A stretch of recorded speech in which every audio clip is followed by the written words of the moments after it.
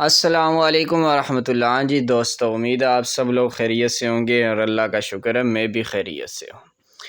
تو آج ہمارا ٹاپک ہے کہ بارش کے موسم میں چوزوں کی احتیاطی تدابیر، چوزوں کے کون کون سے جو ہے وہ کاموں کی احتیاط کرنی چاہیے، کون کون سے کام کرنے چاہیے جس سے چوزے جو ہیں وہ بیمار نہیں ہوں گے۔ ٹھیک ہے آپ کے؟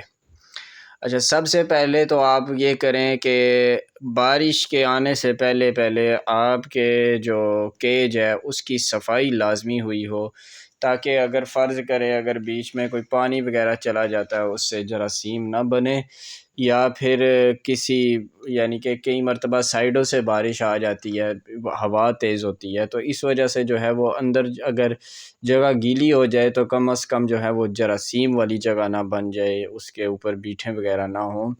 تو سب سے پہلا کام یہ ہو، اور دوسرا یہ کہ بارش آنے سے پہلے کیج کو ہر طرف سے جو ہے وہ بند کر دیں، کپڑا وغیرہ لگا دیں یا ترپال وغیرہ یا شاپر وغیرہ لازمی لگا دیں تاکہ بارش اندر نہ جائے۔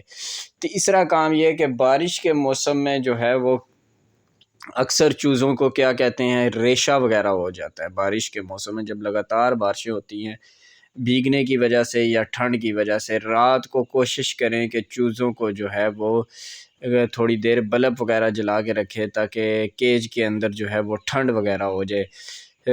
بارش ہوتی ہے تو رات کو سردی ہو جاتی ہے، جس کی وجہ سے جو ہے وہ سردی ہونے کی وجہ سے ان کو ریشہ ہو جاتا ہے، اور ریشہ ہونے کی وجہ سے یہ جو ہے وہ مرنے لگ جاتے ہیں۔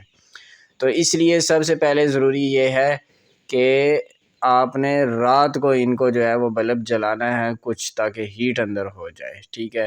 اور تیسرا، اگر فرض کریں آپ کے چوزے کسی وجہ سے بیمار ہو ہی جاتے ہیں، اگر ریشہ ہو جاتا ہے تو ریشے والے کیپسول آپ لازمی دیں۔ اگر سست وغیرہ ہو جاتے ہیں تو آپ نے ٹیلو فرسن لازمی دینی ہے، یا سیمو سٹرس یہ لازمی دیں۔ بارش کے فوراً بعد جو ہے وہ 2-3 دن ان کو سیمو سٹریس لازمی دیں، تاکہ جو ہے وہ یہ صحت مند رہیں، قوت مدافعت ان کی، ملٹی وٹامن بھی دیں۔